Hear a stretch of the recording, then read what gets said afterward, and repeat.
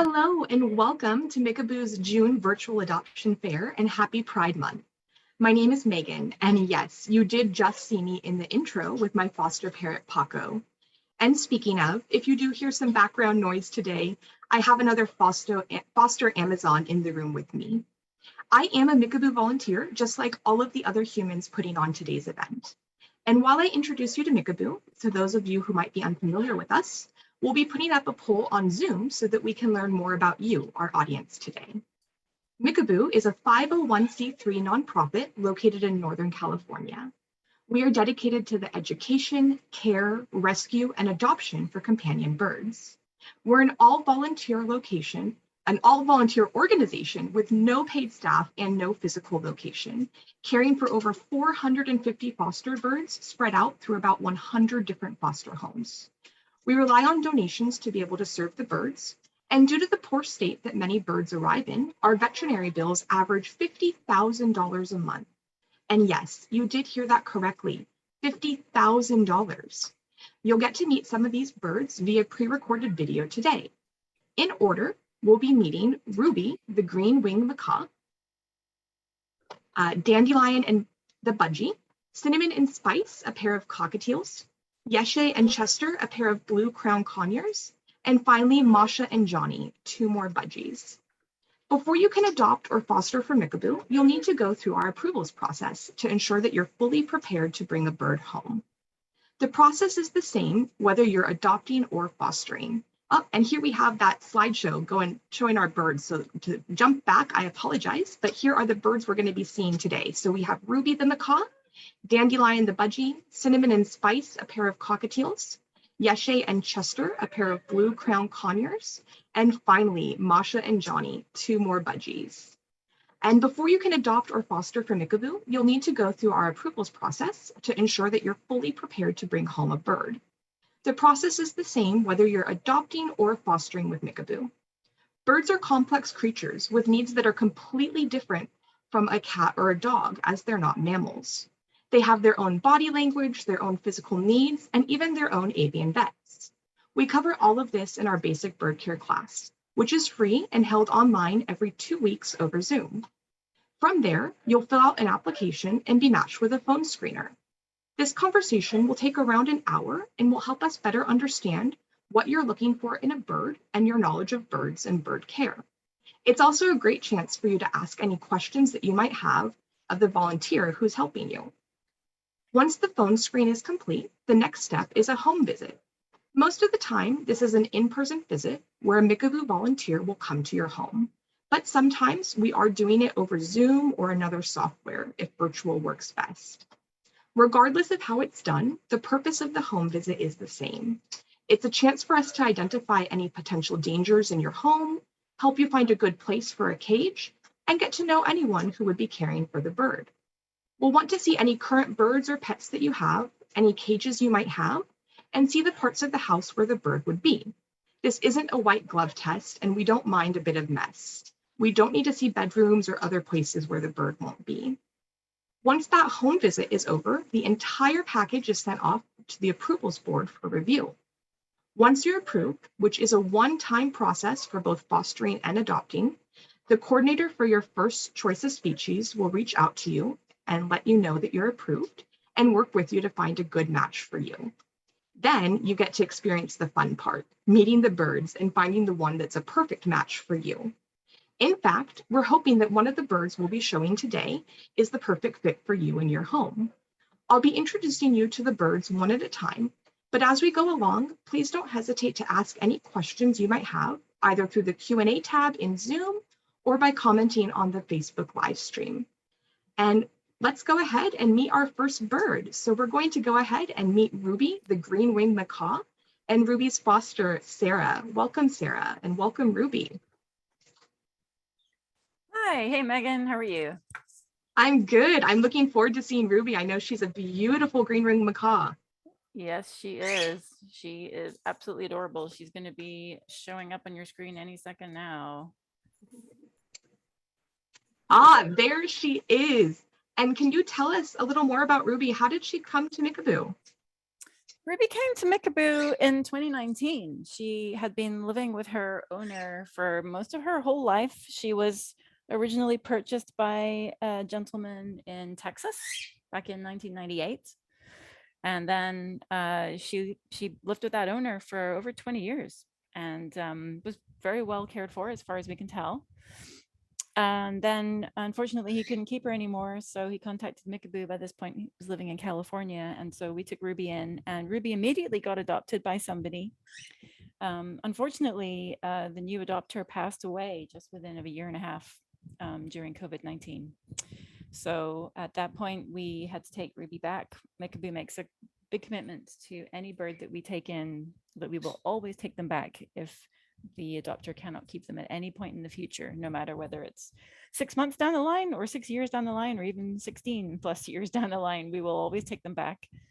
So Ruby came back to Mickaboo, and she's been back in our care and looking for her new home ever since. Yes, we like to say once a Mickaboo bird, always a Mickaboo bird. That's right. And in this video, what is this behavior we're seeing here? Could you tell us more about it? Yeah, Ruby's having a party. She's dancing.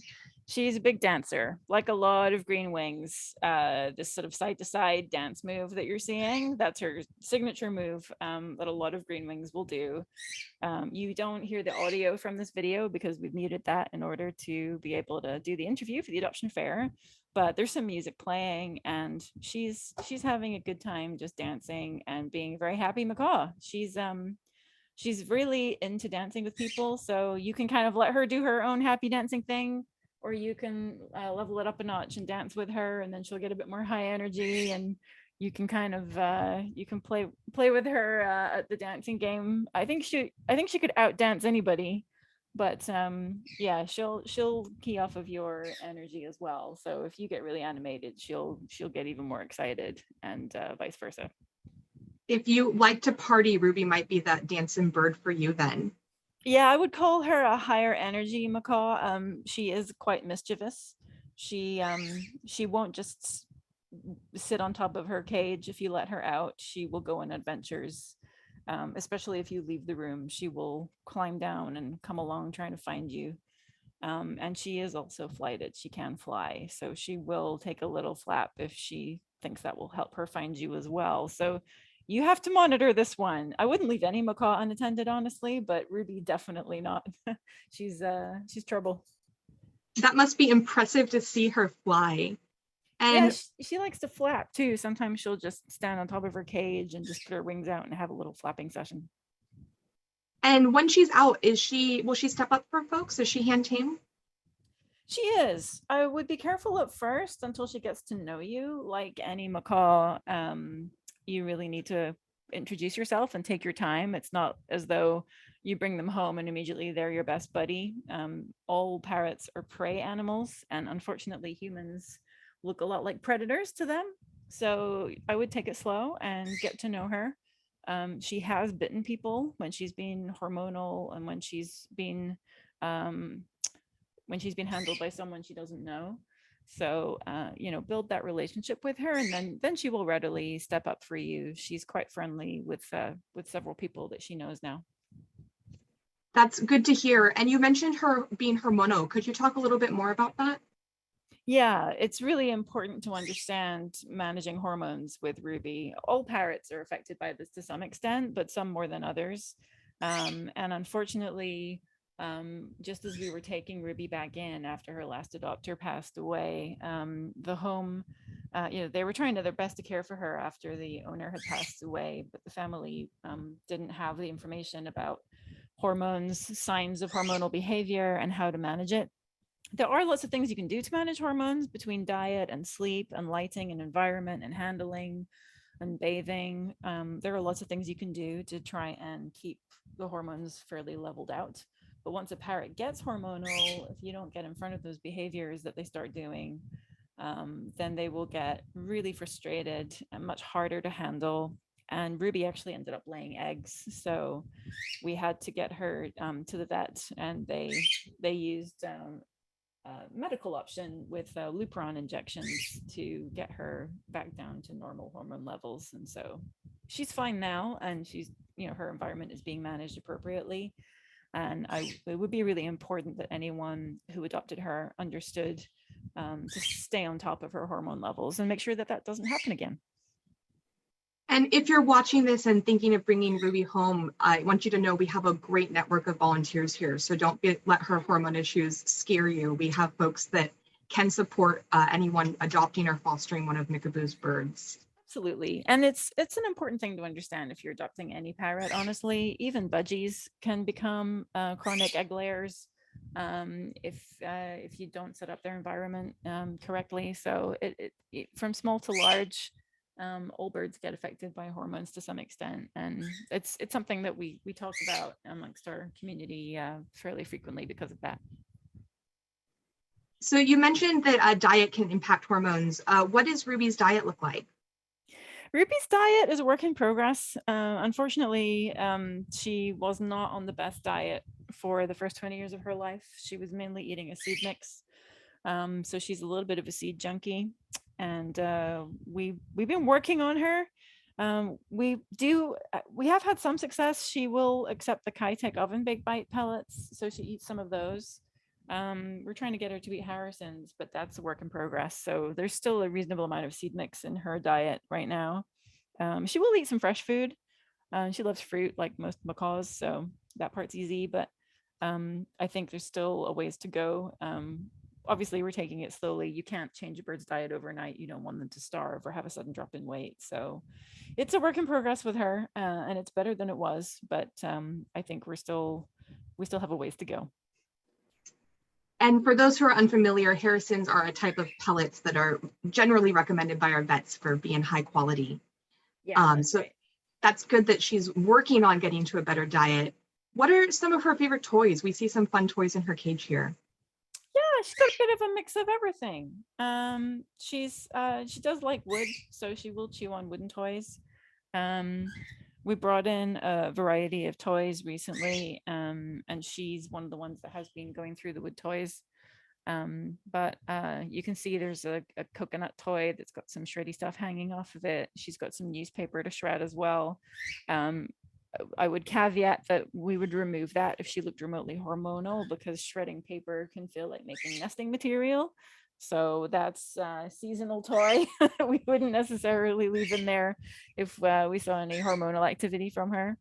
But a little bit of everything. It sounds like she has lots of fun playing. And in our last couple minutes, could you tell us, what is it like having a macaw in your home? I know they're one of the larger parrots, so our audience might be wondering what that is like. Yeah, if you've never lived with one before, it's quite a big commitment, and that's a bit of an understatement. It's a really big commitment. They need a lot of your time and attention. If you have other birds, then you're going to find that your macaw is getting potentially jealous. And you really need to be able to let them out at least an hour in the morning and an hour after your school or your work or whatever your schedule is. So it's a big time and effort commitment on your part.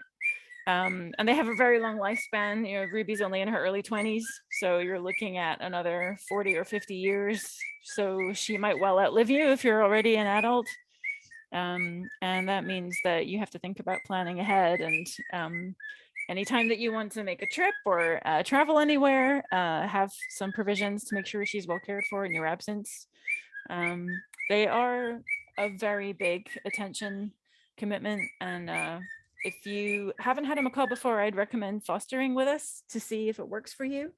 That's a great way to get some experience and also get some help and support from people who can mentor you, because you know it really is it's a lot easier to succeed if you have a community of support, and there's a lot of things that you might not think about right away that are very helpful to know to make handling and building trust a lot easier. Yes, we've got a great Mickaboo community here, and one of the wonderful things about fostering is if it does work out well and you fall in love with Ruby, you can then adopt her. That would be an option. It can also be really loud, so definitely not apartment birds. Yes, definitely not apartment birds. Your neighbors would not appreciate that. Yeah. Well, thank you so much for sharing Ruby with us, Sarah. And we hope somebody out there watching wants to bring Ruby home. And if you do, please reach out to us and start our adoption process. We are here for you. Thanks, And Megan. thank you, Sarah. And we're gonna go ahead and meet another bird. We're gonna meet Dandelion the Budgie, and Dandelion is going to be joining us via a pre-recorded video interview with our volunteer Katie and their foster mom Jamie. And in this video, you're going to see two parakeets. Lemonade was actually already adopted, so congratulations, Lemonade. But Dandelion is still looking for her forever home. So let's go ahead and watch that interview now. This is Lemonade and Dandelion. So hi, Jamie. Hello. Can you introduce us to these two little budgies? Yes, indeed. I think they sort of fell asleep a little bit while we were all watching and hearing about the macaws. They were napping, but they're sort of coming to now. On the left of your screen, that's Lemonade. And Lemonade is at this point presumed to be a male, but we're not entirely sure. As you can see, this is a very pale yellow bird. This is called a dilute coloring. And when a bird has a dilute coloring, it's not like albinism, not like being an albino, but it is sort of like that in that it's lacking some of the darker colorations. So far less striping on this bird than on the other. And so Lemonade has neither a blue nor a brown nair, that the skin part that's at the top of the beak. And so it's more like a cream and lavender. And so we're just not entirely sure, but we've decided that more likely male than female. So Lemonade, we're using he and him as our pronouns. Okay. Lemonade. And how about Dandelion? And then Dandelion on the right here is a female who we're fairly certain about that. All the coloration suggests it and the behaviors as well. And Dandelion, as you can see, has a lot more striping on the back, but not as much as some of the other birds that you'll see. So we have a male and a female in a cage together, and you might ask, what's to prevent them from reproducing? We just don't provide that sort of environment. So there are no nesting areas in here, and these two are just friends. We don't know their age. Well, actually we do. Dandelion lived with the previous owner for about 6 years. And so Dandelion is about 6 years old, and was surrendered because he could no longer care for her the way that he wanted to due to his work and so forth. So he chose to do the right thing and try to find her a home that could pay more attention to her. Lemonade was surrendered at a shelter in Sacramento with an injured wing. And if you look, you can see that the wing is drooping a little bit on Lemonade, the one on the left. It wasn't broken, but it was injured and painful. And so when we picked Lemonade up, we brought Lemonade to a fine avian veterinarian in Oakley, California. The wing was wrapped and immobilized for a couple of weeks, and I administered pain medications to Lemonade for a period of time. And then when that course had run, we went back to the veterinarian and had the wrapping removed. There doesn't seem to be any pain anymore, but the wing does have sort of a permanent droop. It does not prevent Lemonade from flying. Lemonade is still able to flit and fly around the cage. Budgies are amazingly good flyers. Yes, they are. I'm hearing from our support team as people are watching this video at home, the image is flipped. So actually the male bird Dandelion is on your right with the droopy wing, and the female bird Lemonade right is on your left, and she has the darker color on her wings. So that's that's interesting. I don't know how that mirroring is happening. I apologize for that. That's okay. I think it's pretty easy once we realize what's going on. We do have an audience question, and as a Yes. reminder for the rest of our audience, type your questions into Q&A on Zoom or the live stream on Facebook. People would like to know, do these birds talk? Do you know, these two individuals do not talk that I have heard, but here's the thing about budgies. They have itsy bitsy teeny weeny voices, and Mhm. they're actually known to be some of the best talking birds, but most people don't understand that they're talking. You have to really listen. I Mhm. have never heard anything that sounded like either bird was trying to speak, but they have lovely little voices. They chirp and sing and make just a really musical sound here in our home, Mhm. along with two other budgies that I am fostering. So speech, no. Song and joyful noise, yes. Are they tame? These two individuals, Lemonade is very afraid of the hand still. And I don't know if over time that will change. Dandelion does come to the hand and was a pet for those 6 years and enjoys sitting on the hand on your finger and taking bits of treats, little bits of herbs that I get out of my garden, or tiny bits of seed. Mhm. So yes, Dandelion does seem to enjoy being held under her own terms. Lemonade, not so much. Mhm. That's fair. So these two came from different places at different times. They have settled in as friends. Budgies do like to be in a flock. They are very much flock birds in Yes. the wild. And so we want to have at least two together, but more is better. They enjoy the safety in numbers and the Mhm. the socialization opportunities that they get with each other. Budgies are funny. They'll have a terrible squawking quarrel and then be snuggling up and kissing afterwards. Lots of drama sometimes in the Mhm. cage. I And you have a can- cage of foster budgies, and I Yes. can confirm all of this is true. We've got another audience question now of, can they be adopted separately or are they bonded? I would not say they are bonded.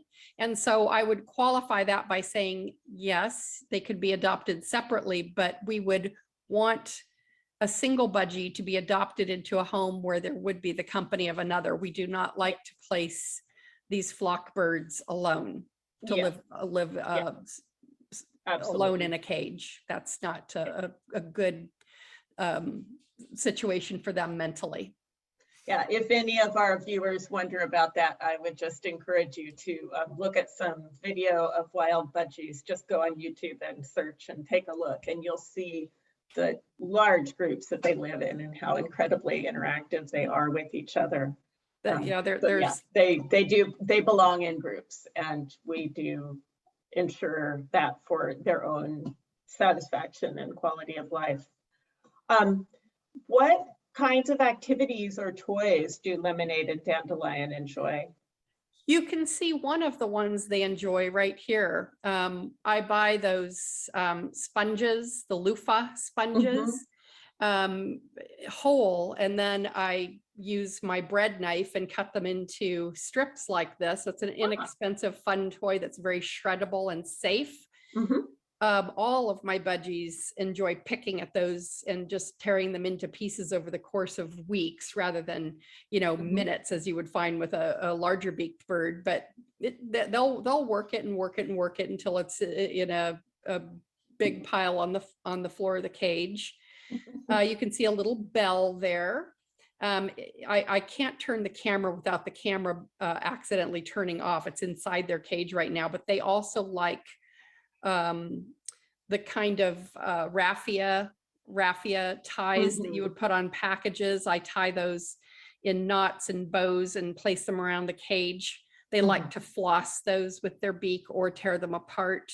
They like these two are very fond of mirrors, and I don't know if they spent a lot of time with mirrors before, but they have several toys that have moving parts that they can manipulate with their beak and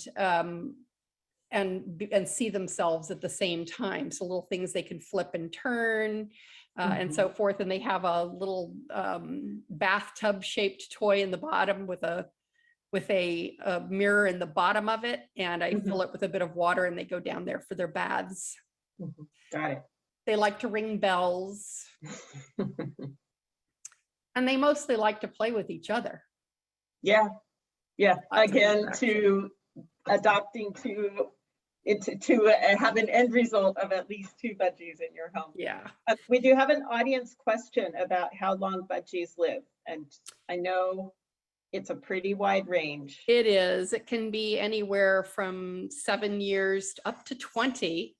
And it really depends on the quality of life that they have been given. So you can find some budgies can be very long lived, but on the other hand, if you feed them a diet of just seed their whole lives, that's a very high fat diet, and you'll end up with heart problems and a much shorter life.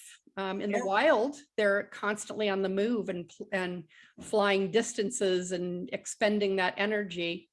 But in this kind of a setting, it's too much fat and it will shorten their lives. So these guys get some seeds, some herbs, some bits of fruit and vegetable. They're a bit wary of the vegetables, but are starting to nibble at herbs from my organic garden. Got it. Anybody, are there any other questions that have come from the audience?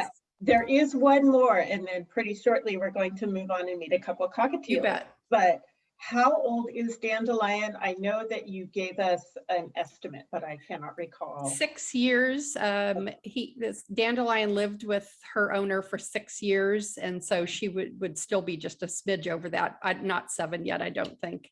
Got And it. we don't know about Lemonade. Okay. So we're going to move on now to meet a couple cockatiels named Cinnamon and Spice. So thank you so much, Jamie, for Thank you. introducing us to these lovely budgies, my personal favorite birds. And this is Megan with the reminder to please send us any questions you have about our birds today in either the Q&A box on Zoom or in the comment box on our Facebook live stream. And I'm excited I get to welcome back Jamie, the foster parent of Dandelion. Welcome, Jamie. Thank you. So I know since we last met that Lemonade was adopted. That's correct. And now there are some new roommates. There are some new roommates with Dandelion. So she's got a new friends. Could you give us a little update and tell us what that's like for Dandelion with her new friends? Well, I'll back up a little and tell you that after Lemonade was adopted, there was a very young male living in the cage, and Dandelion went through a stage of laying a lot of eggs, which was sort of alarming. I changed around everything in the cage at that time, removed anything that was like nesting material, and she still was doing it a bit. He was adopted. Then 2 hens joined her in the cage. And at first she was kind of territorial and angry about it. She didn't want them to eat any of her food and so forth. So I quickly rearranged everything again in the cage, all of the toys, all of the bowls, all of the perches. And then I made sure there was 1 bowl of food for each bird, per bird, and same with the water.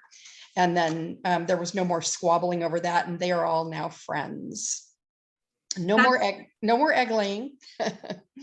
That's good to hear. And I know Sarah mentioned earlier that even the small birds like budgies can be hormonal. So it sounds like Dandelion was going through that a bit. Definitely. And could you give us any more updates on her behaviors? I hear that she will sometimes step up. How's that going? Yeah, she has been doing that since the beginning. She'll come to the hand, but she seems a bit conflicted about it. She'll jump up on my finger and then reach down and nip me. to show that I guess she's not so sure she wants to be on my hand, even though I didn't make her do it. And then she'll flap away. Budgies have pretty tiny beaks, and so it more hurts your feelings than anything else, even when she gives a good nip. And you know, it's no trouble at all.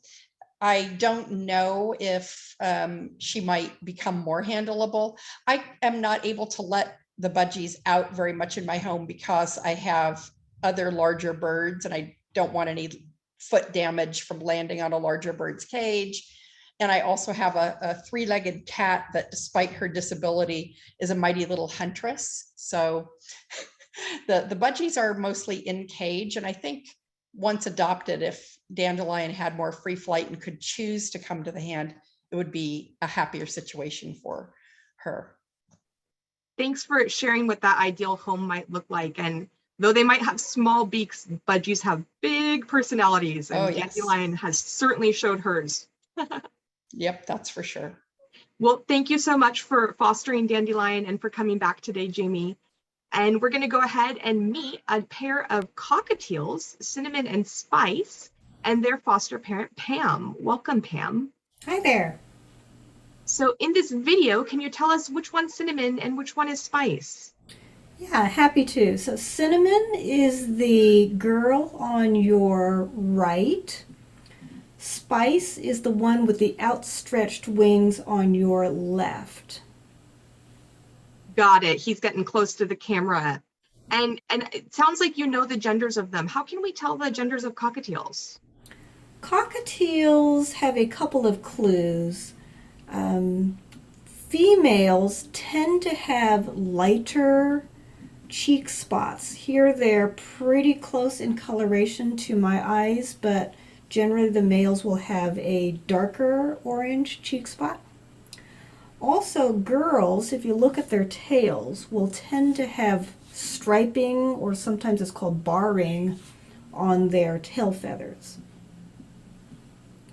The other way you can tell without looking at them is by their voice.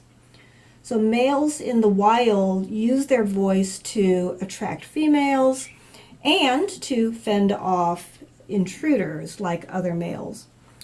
Girls, on the other hand, are supposed to be on the nest and quiet, not attracting attention to each other. So if you have a cockatiel that is vocally gifted, either they have a beautiful song or they're particularly good at imitating other sounds, including human language, that will tend to be a male. It's not an absolute rule, because I've had a female cockatiel who did a pretty good job about imitating words, but the tendency will be that it will be a male. Thank you for teaching us a little bit of the sexual dimorphism that we see in cockatiels. Not all parrots you can tell apart just by looking at them, so it's cool we can hear. And could you tell us, how did Cinnamon and Spice come to Mickaboo? Both of these are refugees from an aviary rescue. As sometimes happens, owners of aviaries will need to move from residence to residence. Sometimes they need to dispose, as it were, of their aviary because they are declining from a health perspective. In this particular case, the aviary owner told us that if we did not come really quickly, he would open the door to the aviary and let the birds fly out and fend for themselves.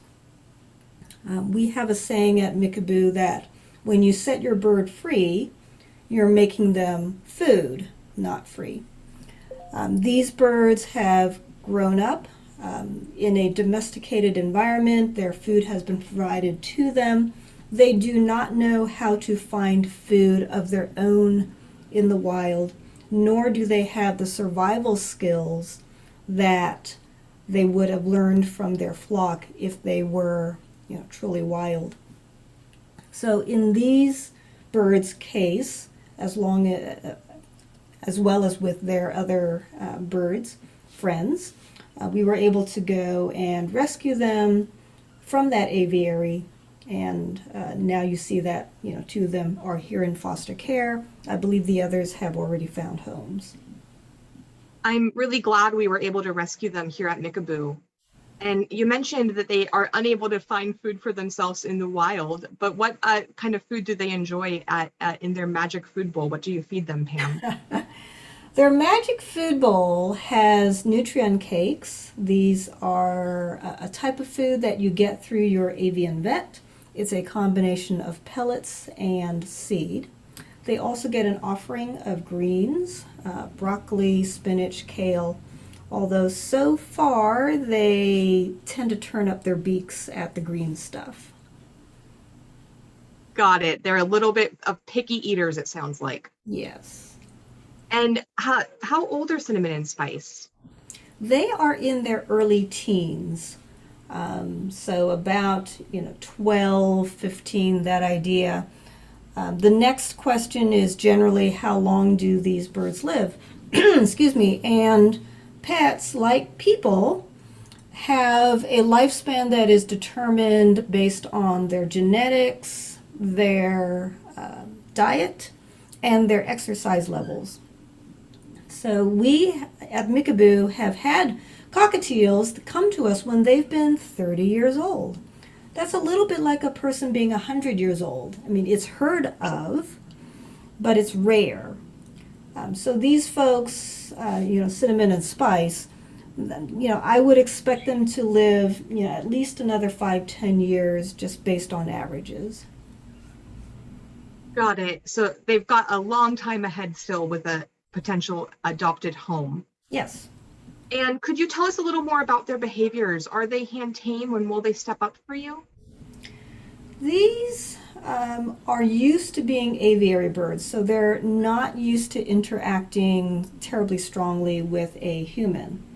That said, when I let them out and if they fly around to a spot and land where they're not used to being, they will very gladly accept my hand as an elevator. So they'll step up, they'll wait until I get closer to their cage, and then they'll fly over to their cage. If I try that step up technique while they are either in or on their own cage, they'll look at me like, "What are you doing?" And they'll back off. So they appreciate you when they need you as an elevator, but otherwise they'd like to be pretty independent getting around. Yes. And we talked about their food. What about their toys? What do they do to entertain themselves? So here you see in the shot one of their favorite toys. They like chewing things.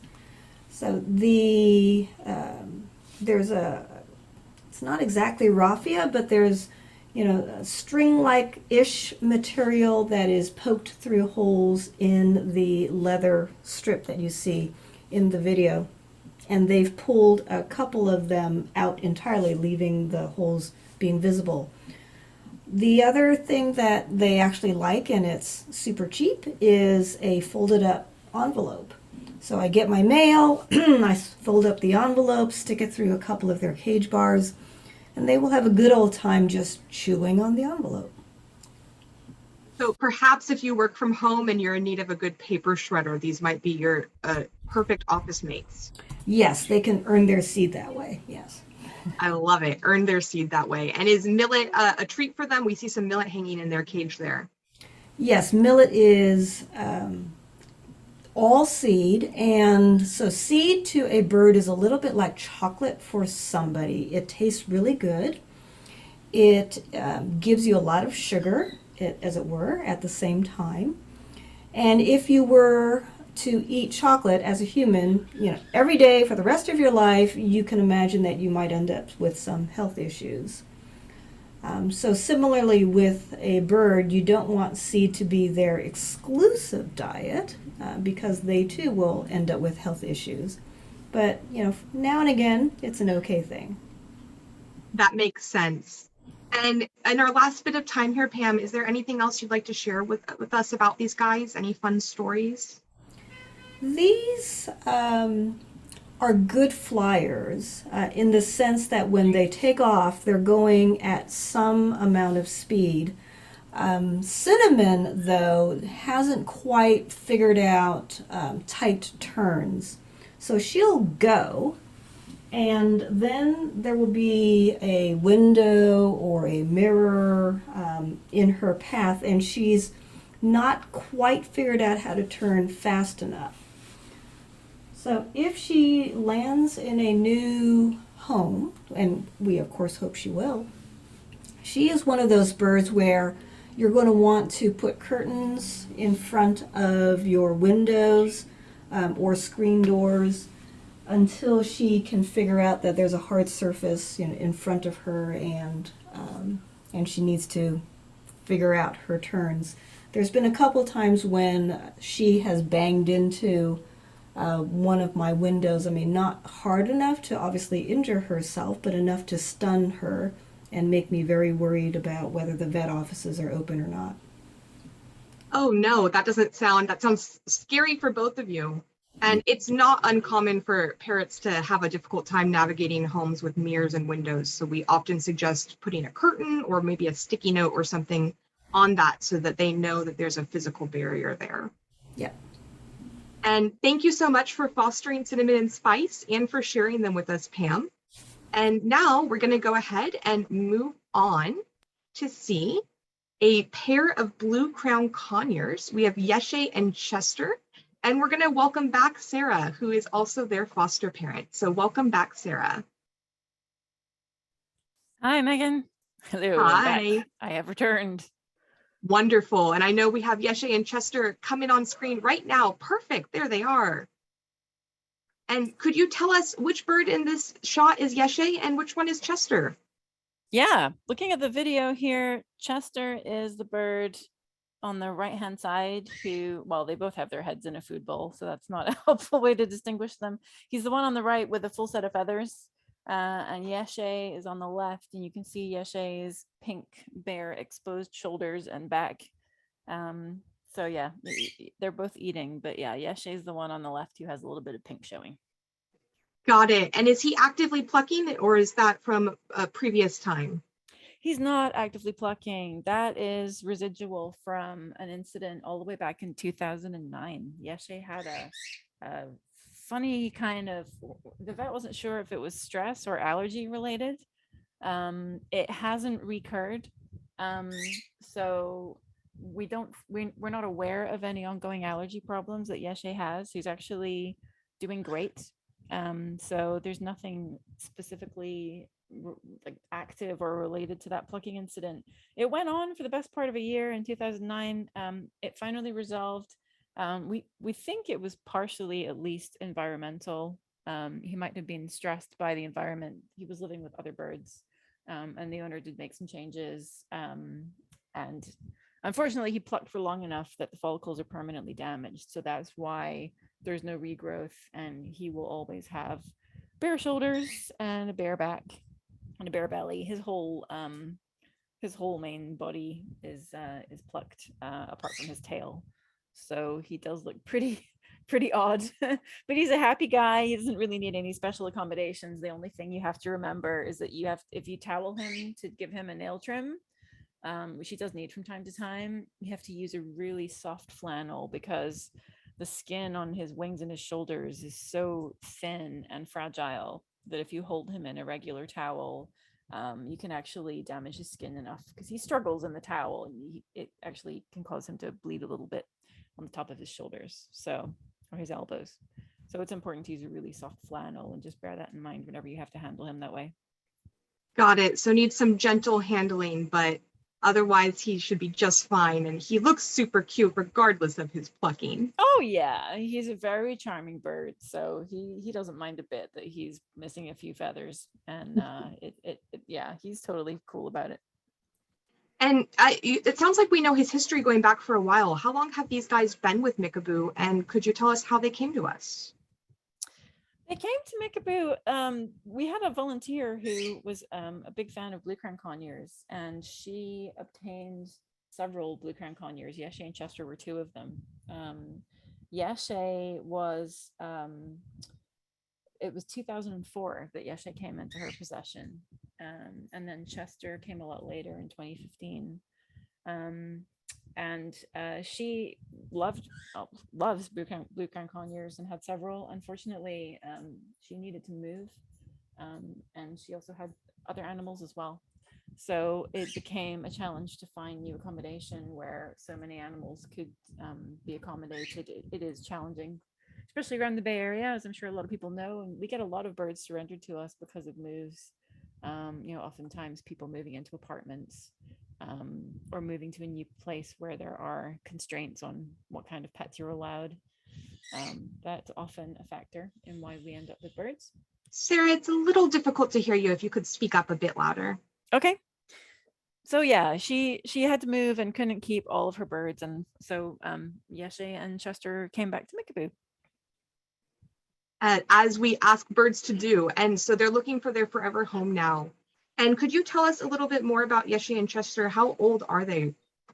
We think that they're both just coming up for about 20 years old. So somewhere between 19, 20 years old. And our audience always likes to know, what is the expected life span of a blue crown conure? Something in the region of about 30 to just over 30 years with good diet and good care.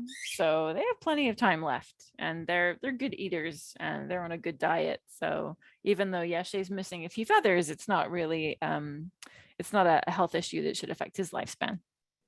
That's good to hear. And could you tell us a little bit more about their diet? What do these guys enjoy to eat? They are on a pelleted diet. They're eating Supreme Natural Medium. So they're really good about eating that. I've tried to get them to try Harrison's pellets as well, just to see if we could upgrade a little bit, but they've eaten some. But mainly they're eating Supreme Natural. They're also really good with their veggies. So they get fresh veggies every day, and they'll eat carrots, snap peas, sweet corn. They get a variety of things. They also love fruit, so slices of banana and pieces of grape and apple are obviously very popular, as they are with most parrots. But they particularly like banana, so I try to give them a bit of banana almost every day, like just one slice. Orange tends to get thrown out, but they like a lot of the berries as well, so we try and mix it up. Sounds like they're on a pretty good diet. And I know in this video we saw them jump from their play stand to their cage. Are they flighted? Can they fly? Yes, they are flighted, and they both fly. They tend to just hang out on their cage. I've actually upgraded their cage. So the cage in this video is an HQ flight cage size. I now have them in a slightly larger cage, which is it's about as wide, but it's a little deeper, and it has a dome top, so there's a bit more height on it, and it has a balcony door up there as well. So they really like to come out on the balcony door and just hang out on there, and they'll snack on there and walk around and climb on it. They tend to fly if they get really excited about something after a while, so they don't tend to fly at first, but they will if they get worked up about something or something spooks them. And then they're pretty good flyers. They can make it through several rooms in my house, and Chester regularly makes it upstairs. So you definitely pay attention to making sure there's no escape risks anywhere. And speaking of getting worked up, I have a few cherry-headed conures in my house that are not too dissimilar from blue crowns. Could you share with our audience what their noise level is like? It's loud. I would describe it as loud and screechy. It's definitely not an indoor voice. Anytime that something excites them, and that could be as simple as me walking into the room, they associate me with food and treats. So anytime they see me, they'll tend to start yelling at me a little bit for a while.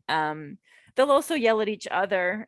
They do preen each other a lot. Yeshe has been over preening Chester of late. So sometimes Yeshe will actually pull out a feather on Chester's head, and then Chester yells at him, and then Yeshe yells back at Chester because Chester just yelled at him. And so they have like a 20-second screaming match, and then they go back to preening. So the screaming is quite high pitched. It's quite loud. It's not as high pitched as the sun conure, but it's higher than a cherry head. And if you haven't experienced it, I'd recommend that you did in some way. shape or form before taking one home, because even if you can tolerate it, some of your family members may not appreciate it very much. It's people respond differently to different frequencies, and it is quite loud and high. And if you're looking to adopt them, we hope you get to meet them first. Oh, absolutely. Yeah. And could you tell us a little bit more of what words do they say? I know one of them can talk. So who can talk and what words do they say? Yeah, Yeshe is a big talker. Chester doesn't talk, but Yeshe makes up for it. So he has a few phrases and noises that he likes to say. His main go-to is a phrase, it's a little unusual. It's hello elephant walk, which is apparently because he was in a pet store called Elephant Walk. And the staff would answer the phones anytime somebody called the store, and they'd pick up the phone and say, hello, Elephant Walk. And Yeshe picked up on this and decided that he would repeat that. So anytime he wants to get your attention or you're chatting with him, his response will usually be, hello, Elephant Walk. And he kind of runs it all together like it's one long word, hello, Elephant Walk. And I think it's pretty discernible and clear once you know what he's saying. It's pretty obvious when he's saying it. He will also make kissy noises at bedtime. So every time that we're going to bed at night, we cover the cage. And when I start putting the cover on, his little routine is to start going, mwah, mwah, making little kissy noises, because I think his former owner used to do that as part of their bedtime routine. So he's maintained that little ritual. And he also makes a noise if he gets a treat. They love pieces of almonds. That's her favorite treat. So anytime that I give them a treat, you have to give them both one at the same time. Otherwise, it's, all chaos breaks loose. But he will go once he gets his treat in his beak, and then he'll go off to find a quiet perch in a corner where he can savor it and enjoy it. And then he'll make contented noises. He'll also make noises if he sees you enjoying a snack, which is a great way to guilt trip you into getting one for him. So if you're eating in front of them, you can expect Yeshe to point out that what you have looks very tasty, and I would also like some of it. And if you've ever wondered if parrots beg for food, there's your answer. Oh yeah, they're all about the food. Uh-oh, we lost Yeshe and Chester. Where did they go? Let's bring them back right. for a moment. Yeah, we got them back. Perfect. We've got them back. And our last question here, Sarah, is do you have any fun stories that you'd like to share about Yeshe and Chester? Well, along with the flying, they tend to fly if they get excited. If one takes off, then the other will take off. But they tend not to fly in the same direction. So they'll sort of get excited, have a moment, and start flying. And then, poof, one goes left, one goes right, and they just sort of disappear out of the room. And then I have to go look for them. And then they'll just start yelling wherever they land. So it doesn't take long to find them, because they'll just start calling out. And usually I have to go find them, pick them up, and offer them a ride back to their cage. They don't tend to go back themselves, but they will step up in that scenario. So I go and pick up one, and then I find the other, and holding the first one, and then pick them up too, and then I head back to the cage and put them back on their door. So yeah, they're not very coordinated about their out time if they decide to go flying. It's a little treasure hunt to go grab your conures and take them back, but it's a nice way to get them to step up. Yeshe steps up pretty nicely. Chester, not so much, unless he's flown somewhere and he needs a ride home. Got it. And it sounds just like those cockatiels earlier. They're elevator birds. They'll take your hand when they need that support. Yeah, they're all up for the free ride in that scenario. Well, thank you for fostering them, and thank you for coming on today to share Yeshe and Chester with us. And we hope somebody watching wants to bring home these really sweet blue crown conures. Yeah, I hope so too. Thanks. And last, we're going to go and meet Peggy, who has some foster budgies, Masha and Johnny, to share with us today. Welcome, Peggy. Hi. And don't forget, if you are watching and you have any questions for us, now is a great time to send us questions. You can do so in the Q&A tab on Zoom, or if you're on Facebook, by putting it in the comment box on the Facebook live stream. Okay, so I see we have two budgies here. Could you tell us who is Masha and who is Johnny? Okay, Johnny's the yellow budgie in the foreground, and Masha's the blue budgie in the back. And I understand, since this video was taken, that they have been separated and are in different foster homes now. Is that right? That is correct. They started exhibiting, shall we say, amorous behavior And since we don't want eggs, we don't want reproduction, we made the decision that it was best for them to be separated. And so Johnny went to another foster home where he's currently living actually with another one of my former fosters who we thought was female and turned out to be male. So he has a male companion, and it's, from what I've heard, is doing well.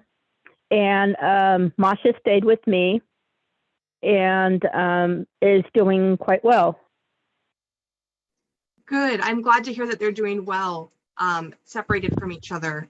And could you tell us, in this video, it looks like they're eating some millet, and we heard earlier Yes, that's a they treat are. to them. So what's their diet Yes. look like? So Masha eats a little bit of seed, a little bit of rowdy bush pellets, and Nutri-N. She also gets an assortment of vegetables, kale, romaine, broccoli, parsley, cilantro, and I put some of it, I hang, and she'll go for the parsley and the cilantro that's hanging. But she's gotten to the point where she takes the vegetables that are in her little bowl and throws them out without eating them. Now, when she was with Johnny, she ate vegetables because I suppose if one of them eats vegetables, everybody eats vegetables. But I've taken to putting seeds in the broccoli and pressing it in, and she knows how to get to it without eating the broccoli. So she's pretty smart. She does get millet on occasion as a treat. Of course, not a big piece like that because she's only one little bird. And that's the behavior you were just watching that we tried to eliminate. So that's pretty much what she's been eating. Got it. It sounds like she is a tricky and picky little eater. Yes. And how did Masha and Johnny come to Mickaboo? So they came to us from a surrender, and they were, the person was having an extended absence and a long-term absence and wasn't going to be able to take care of them. And that is not uncommon, that folks' life circumstances change and they need to surrender birds. And part of that is because they have such long lifespans. So do we know how old Masha and Johnny are? When they were surrendered, the surrender indicated that they had been purchased about 1.5 years prior. So I'm going to guess that they're probably somewhere around 2.5, not quite 3 yet, because they got them from a store. And usually those are baby birds. They're less than 6 months old. So I would say somewhere in the 2.5 to 3 year range. So pretty young still. And Peggy, do you know the general lifespan for budgies or parakeets? As I think it was Katie who indicated earlier, depending on what they've been eating, their life experience and all that type of stuff, whether they have good food and medical care and all that kind of stuff, anywhere from 7 years up to maybe 20. Yeah, so there's a big variance there. And Yes. How can we tell the gender of these birds? You were able to distinguish them. Could you tell me more about that? Okay. Usually, male budgie, well, all budgies have a cere, which is a fleshy area above their beaks. And usually, the male birds will have their cere turn blue when they become mature. And the females will be pink or a light tan color. And it might get a rosier color if they're hormonal. When you get a bird that is more dilute or white and has less of the blues and the greens and the coloring, sometimes that doesn't happen and they stay with those neutral colors and you have no idea. Got it. So sometimes we can visually sex them, but sometimes it's a bit harder to do. Yes. And could you tell us, what are some of their favorite toys to play with? We see a variety of toys in their cage here. Well, we do have a couple of mirrors in there. And Johnny would kind of herd almost Masha towards the mirror, and then he would be on the outside. Since Johnny has gone off to his new foster home, Masha likes to play with the rings, both the ones in the foreground with the mirror. She's actually picked them up and looped them over her perch so she can get at them better. And in the background, there's just a set of rings that don't have the mirror, and she bangs those around and practically climbs through them, which is a behavior very young budgies will do when they're playing. And then she's still in this cage. In the foreground, she now has it's almost like a raffia type of thing. It's a bouquet of roses. And she'll come over and sit on that swing in the foreground, which she likes, and she'll chew the roses, which are fake roses. Yeah, it's a toy that a lot of our Mickaboo birds love to play with, a fake rose toy. But if folks are wondering, there are safe plants for birds to eat and unsafe plants. So we're going to share a resource in the chat so folks can see what would be a safe and unsafe plant if you have birds in your house. It sounds like she has a variety of ways that she plays with the toys. And could you tell us, does she get out of her cage to fly? No, she does not. And part of that is because I have a dog. And when I first got him, my avian vet said, "Oh, what kind did you get?" And I said, "He's a terrier." And she died on the spot because terriers go after prey. Well, we had him DNA tested, and he turns out he has no terrier in him. And if the bird gets loose, he's more apt to go over and stop 2 feet away and say, "Hey, Mom, look, there's a bird." But I don't want to take risks. So there have been accidents where Mom has left a door ajar and birds have gotten out. And thankfully, nothing bad has happened. But I do take that precaution. So no, she doesn't get out, unfortunately. And we never recommend combining different types of animals with birds. You want to keep them separate so that they're safe. And obviously, we have lots of animal lovers here that have multiple species of pets at home, but you want to keep them separated if you do have that. Correct. And she is on my dining room table, so it's part of, the general area. I have had birds that have gotten out, whether intentionally or not, in terms of my intentions, not their intentions, when they were in their quarantine space, in which case the door is closed and it's a safe place for them to be because he's not. That makes sense. And is Masha or Johnny, are either of them hand tame? No, but Masha will let me put my finger up to her and I can touch her toes. She'll sometimes give me a little peck, and we're talking more like I see that you're there peck. It's not like an aggressive, I'm out for blood peck. But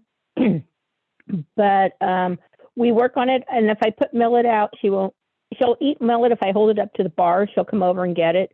But if I put it in my hand, she looks at me like, "What are you trying to do? I'm not that stupid." She's a pretty smart girl, it sounds like. And Yes. could you tell us a little bit more of their routine? What's it like having budgies in the home? What time do they wake up, and what time do you put them to bed? Well, personally, I love having budgies in my home, and that's one of the reasons I chose to foster budgies. So they get up about, I uncover them and feed them between 9 and 10 in the morning, and they go to bed between 9 and 10 in the evening. Which is that perfect So 12 hours of dark time that we recommend all parents get. Yes. And Peggy, at our last little bit of time here, is there any other stories you'd like to share with us about either Masha or Johnny? Sure. Currently, she's on the end of my dining room table, and behind her, I have a flight cage with 4 other girl birds in. And Masha is currently by herself. We are looking at possibly pairing her up with another female to keep her company. But before the other 4 came out of quarantine and went on the dining room table, my sister and I used to use that space to work jigsaw puzzles. And Masha thought that was the greatest thing because we were there with her. And she would come down on the bottom of the cage and run back and forth and watch us. And I've never had a bird, be that interested in what we were doing on the other side, which was really great. It's like, well, that's good. She's really willing to be with people.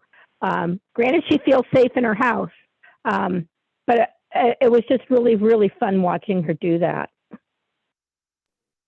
That's great to hear. And it sounds like she might take really well to a new home if you guys have lots of time and attention to devote to her. Yes. And the other thing too is once Johnny went off to his home, Masha just bloomed in terms of playing with the toys and being more outgoing. And she makes lots of noise now in the morning. She's just started in the last couple of weeks of making sure that I know she's awake and would really like her breakfast. She has her opinions and makes them known. And it looks like our video Yes. might have frozen here, but we were just going to wrap up this interview anyway. So thank you, Peggy, for joining us and for sharing Masha and Johnny and for fostering them. You're very welcome. And that's it. That's all for the birds that we have for today's virtual adoption fair. But we do have time for a few more questions. So if you have any questions for us, please feel free to send them to us on Zoom using either the Q&A tab, or if you're on Facebook, you can comment on the comment box. And we're also going to run a poll for those on Zoom, and we'd love for you to fill out that poll and provide your feedback. If you fell in love with one of these birds, please contact us. And if you haven't started the adoption or foster process yet, you can get started by signing up for our basic bird care class at mickaboo.org under the classes tab. It's offered online and is every 2 weeks. And if nobody here seemed like the right bird, please take a look at the other birds on our website, mickaboo.org. There are a lot of birds who need their forever homes. And just a few more things before we sign off. First, thank you for attending our June edition of Mickaboo's virtual adoption fair. And again, happy Pride Month to all of you. Our adoption fairs are held every month, and the next one is going to be on July 30th. You can see the adoption fairs and all other Mickaboo events on the events page of our website. Second, please remember that we are a donation-funded nonprofit, and you can support this work of parrot rescue, including the care for all the birds who we met today, at mickaboo.org/donate. We would be grateful for your support. Third, if you have any ideas or comments on how we can improve for next time, please email us at pr@mickaboo.org. We're always looking to improve this show. And last but not least, I'd like to extend a huge thank you to our foster parents and their birds for being brave enough to come on camera and for coming back for second interviews today. And I'd also like to thank all of our volunteers who provided technical support to keep this event running smoothly. Please stick with us through the credits to see who all of them were. And we'll also be monitoring that Q&A for a bit longer in case you have any additional questions. And now, please roll the credits.